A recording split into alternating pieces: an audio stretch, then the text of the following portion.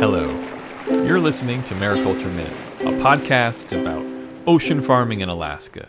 That's kelp, seaweed, shellfish, oysters, mussels, stuff like that. And, of course, salmon too. I'm Jeremiah Murphy, and today it's been a while since I've done an episode, and I've had a little bit of trouble putting out a new one, so I thought I'd just do one off the cuff. So I'm not using a script today, but I have some cool stuff to talk to you about because I'm continuing my Kelp the Vote series, where I'm asking Alaska politicians what they think of mariculture. What do people running for office, running for governor, Senate, Congress, local offices think of kelp farms, oyster farms, clams, mussels? And I've been emailing all the candidates, and we have a lot. So we have a primary coming up here in Alaska on August 18th, and then we have our big election in November, just like the rest of the United States. But the primary has a lot of candidates, so I've been emailing as many as I can find the email addresses on. And way back in September and October, I have been trying to get in contact with Mary Peltola, who is running for Senate. Mary Peltola, she represented Alaska in the U.S. House of Representatives from, I believe, 2022 to 2024. And now she is running for Senate against Senator Dan Sullivan. And I asked her campaign way back in October or September. I don't know. It was a long time ago. These 4 questions, and her office finally got back to me like a week ago in early July, and I'm excited to read. So I'm going to read to you the answers to 4 questions. The questions are: as a senator, would you do anything to promote kelp production in Alaska? Would you support a statewide program to monitor coastal waters for paralytic shellfish poisoning blooms? What's your favorite shellfish or seaweed dish? And 4, do you have any other thoughts on Alaskan mariculture? So I got responses from Caroline Etkin, who is the press secretary for Alaskans for Mary. And here we go. So question 1. As a senator, would you do anything to promote kelp production in Alaska? Answer. Mary will lead the charge to support Alaska mariculturists and promote kelp production in Alaska. She recently announced her policy plan to fight for our fisheries, which includes concrete steps to help strengthen Alaska's kelp and seaweed industry. In the Senate, she will fight for federal funding to help Alaskans grow and market our mariculture industry, to encourage farming non-fish ocean species like kelp and shellfish. Mary believes this industry offers substantial, sustainable financial benefit to our state and offers Alaska another opportunity to lead the blue economy, as we always have. Specifically, Mary would reintroduce legislation like Keep Finfish Free to ban NOAA's continued push for unauthorized finfish aquaculture in federal waters and instead support bills like the Domestic Seafood Production Act, which would invest in local seafood processing infrastructure and allow for the growth of an Alaskan mariculture industry.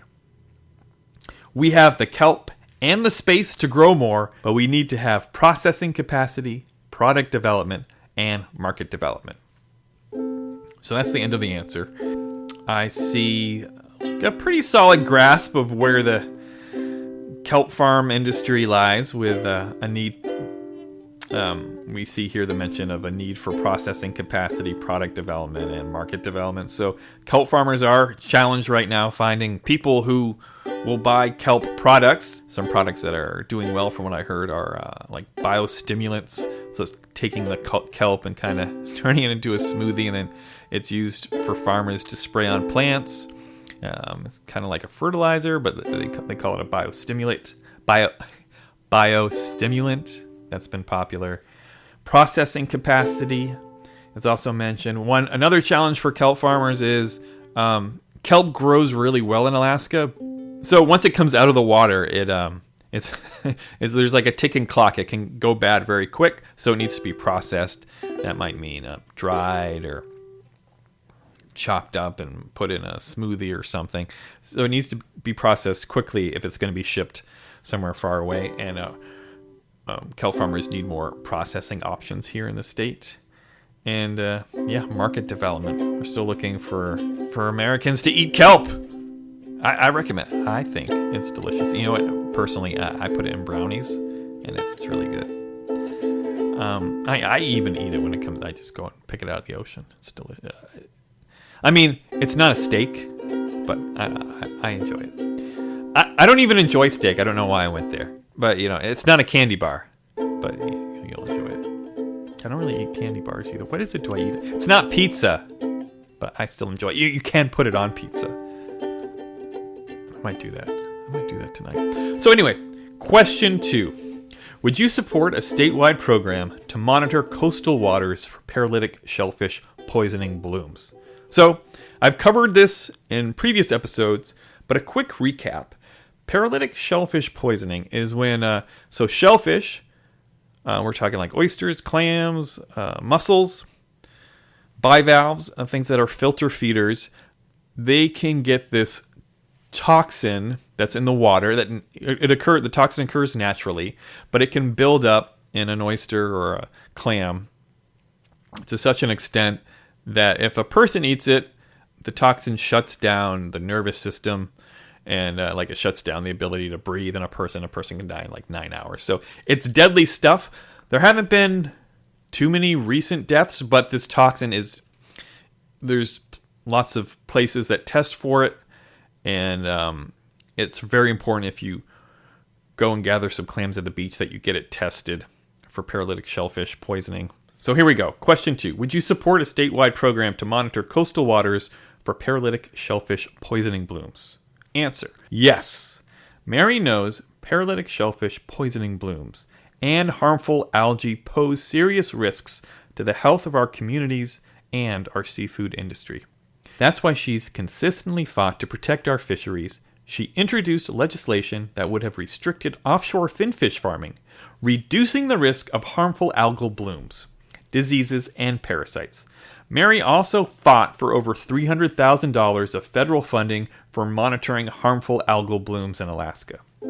So harmful algal, I'm just a little side note here, harmful algal blooms are kind of like when the algae kind of grows and it can produce lots of this toxin. Back to the answer. Mary supports all initiatives aimed at strengthening Alaska fisheries and the communities that rely on them, and in the Senate.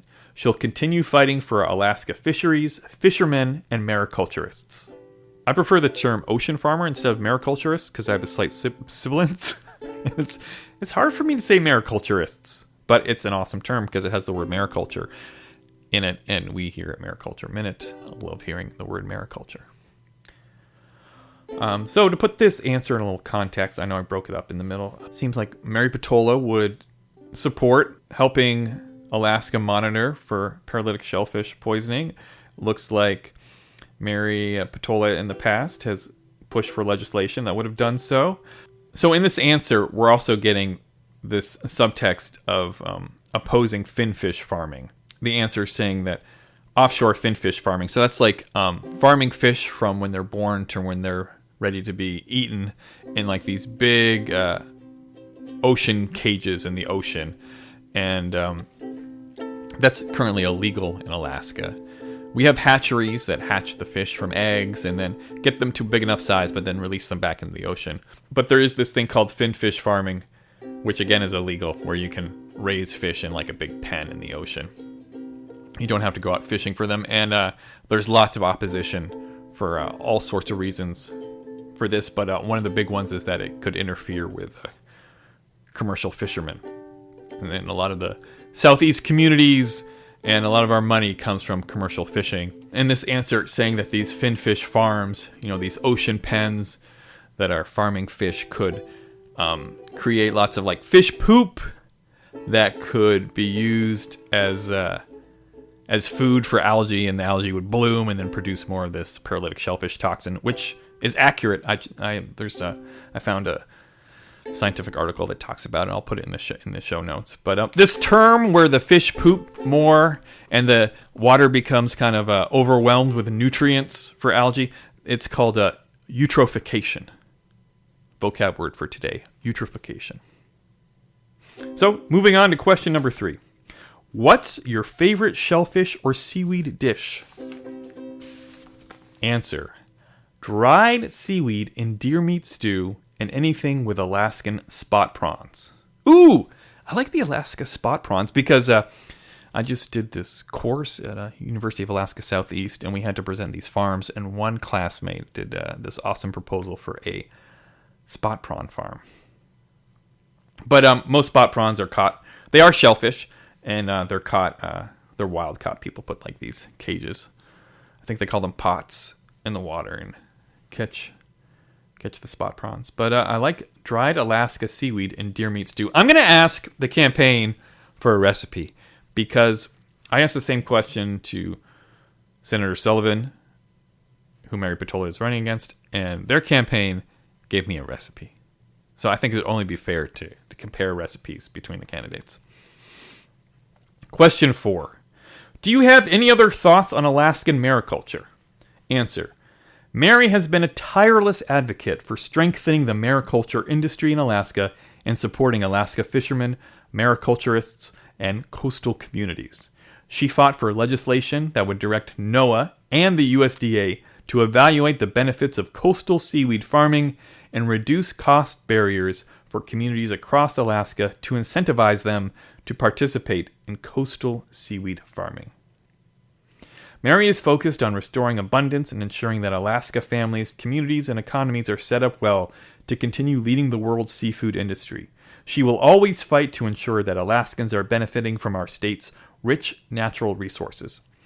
Mary believes that the mariculture industry will be a great addition to our ocean economy. By ensuring fishermen are at the table in the early stage of development, the two industries can be symbiotic. The policy challenges must be approached in parallel and in concert to existing industries and Alaskan activities like subsistence and traditional harvesting. Most importantly, Alaskans must lead the way, not outside corporate interests.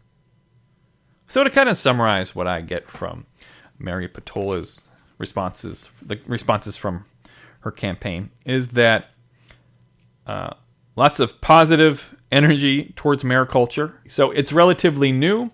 We have this new industry, and Mary Peltola is supportive of it, but doesn't want seaweed farms or shellfish farms to interfere with current commercial interests, Alaskan commercial interests in ocean, in the blue economy, in the ocean economy. Which, yeah, is fair. I'm not here to judge the candidates, but yeah, seaweed farming and shellfish farming, oyster farms, are relatively new to Alaska compared to fishing for salmon and people fishing and hunting for their own foods for subsistence. Harvesting. So, yeah, I can see that. I am going to contact the campaign, like I mentioned, to see if I can get a recipe for that dried Alaska seaweed in deer meat stew. Because I'm kind of curious now. How do you spice it? How do you spice that? I'm curious. Thanks so much for listening to Mariculture Minute. I'm going to put some links in the shell notes. I'm going to put some links to the legislation that is mentioned in these responses. And I am going to put up, we learned a couple vocab words. We learned blue economy. We learned eutrophication. Yeah, so check out the shell notes. That'll be at kelpshow.com. You can find Mariculture Minute on Apple Podcasts, Spotify. I think we're on YouTube. I have an Instagram account. It's been since several months. I still don't know quite what I'm doing on Instagram. And I look forward to keep pushing out more episodes. And by pushing, I don't mean like it's a burden. I mean like pushing. I guess I don't know what I'm talking about. I should say goodbye. I hope everybody's doing well. Go outside, dip your toes in the water, and maybe find a little bit of seaweed, munch on it, and support your local kelp farmer or oyster farm, or start your own oyster farm, or just eat the kelp.